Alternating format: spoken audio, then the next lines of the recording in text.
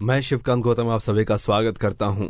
भारत के एक ऐसे नायक, राजनीति के एक ऐसे नायक जिनका कभी कोई प्रतिद्वंदी नहीं रहा, जिन्होंने अपने आलोचकों को अपनी मुखर भाषा से सदैव प्रभावित किया, चाहे वो युद्ध के दौरान रहा हो, चाहे सत्ता के दौरान रहा हो, चाहे देश चलाने के मामले में रहा हो, उनकी राजनीति सदैव साफ सुथरी रही और वो भारतीय राजनीति के एक अकेले बहुत बड़े स्तंभ बनकर रहे। वो व्यक्ति थे अटल बिहारी वाजपेयी।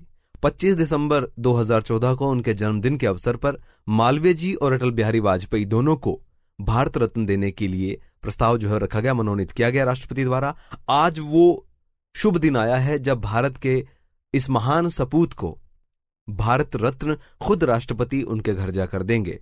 मालवीय जी को 30 तारीख को दिया जाएगा, लेकिन आज की इस तारीख में अटल बिहारी वाजपेयी जी को भारत रत्न से नवाजा जा रहा है। जब उनके पास यह खबर पहुंची कि उन्हें भारत रत्न दिया जाएगा और राष्ट्रपति खुद उनके घर आएंगे, तो उनके चेहरे पर कोई हाव भाव नहीं थे। शायद भारत रत्न देने में उनको कहीं ना कहीं देरी हुई है। इस मुद्दे पर, इस विषय पर बात करने के लिए मेरे साथ जुड़ रहे हैं भारतीय जनता पार्टी के वरिष्ठ नेता और केंद्रीय मंत्री गिरिराज सिंह जी। बहुत बहुत स्वागत है सर आपका। भारत रत्न मिल रहा है अटल बिहारी वाजपेयी जी को आज। सबसे पहले तो उनके बारे में जानना चाहूंगा कि उनके व्यक्तित्व के बारे में बहुत सुना है, क्योंकि आप बहुत पुराने नेता हैं, बिहार के नेता हैं और भारतीय राजनीति में लंबे समय से हैं। जरूर आप उनके करीब रहे होंगे। उनके व्यक्तित्व के बारे में, उनकी राजनीति के बारे में, उनके जो एक अलग तरीके की विचारधारा थी राजनीति को लेकर, देश सर्वोपरि है, आपका क्या कहना है? एक खुशी की बात है जी, संजोग है कि अटल बिहारी वाजपेयी जी और मदन मोहन मालवीय जी ये दोनों का जन्म तिथि भी एक ही है, 25 दिसंबर।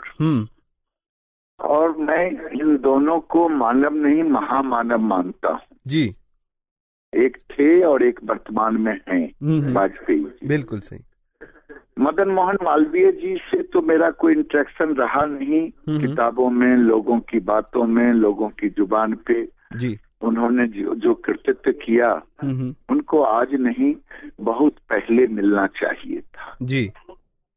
जहाँ तक वाजपेयी जी का सवाल है, पूरा पार्लियामेंट वाजपेयी जी, चाहे दल कोई भी हो, उन्होंने जब भी आया है राष्ट्र सर्वोपरि रहा है। तो एक ऐसे व्यक्ति थे जिनके लिए राष्ट्र सर्वोपरि रहा जी। जब 71 में हिंदुस्तान पाकिस्तान में झगड़े हुए थे जी, तो उन्होंने देश को प्राथमिकता दी थी। देश के प्रधानमंत्री श्रीमती इंदिरा गांधी को दीदी तक कहा था पहले से।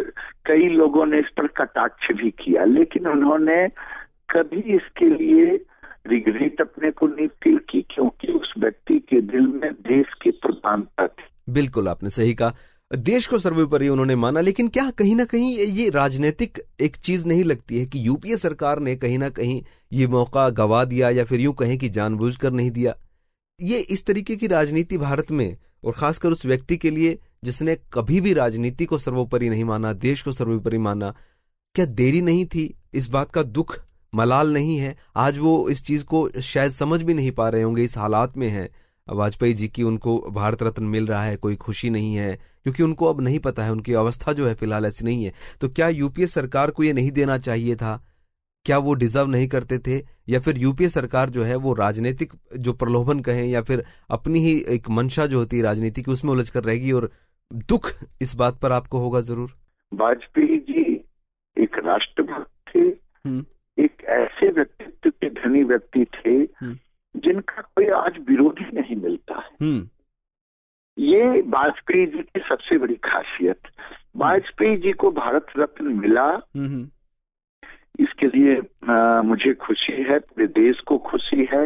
लेकिन ये भारत रत्न मिलना चाहिए था बहुत वाजपेयी जी को, पहले यूपीए सरकार में ही मिलना चाहिए था। इसका दुख जरूर है मुझे, लेकिन मिला, इसकी खुशी भी है। चलिए जी, बहुत बहुत खुशी भी है। और आज भारत के एक महान सपूत को मैं कहूंगा, एक सच्चे राजनेता को कहूंगा, भारत रत्न मिलने जा रहा है। मालवीय जी को मिलेगा 30 मार्च को, लेकिन आज वाजपेयी जी को भारत रत्न से नवाजा जाएगा, तो अब से भारत रत्न अटल हो जाएंगे वो। बहुत बहुत मुबारक हो उनको और बहुत बहुत बधाई हो उनको और उनके चाहने वालों को। फिलहाल इस शो में इतना ही, धन्यवाद।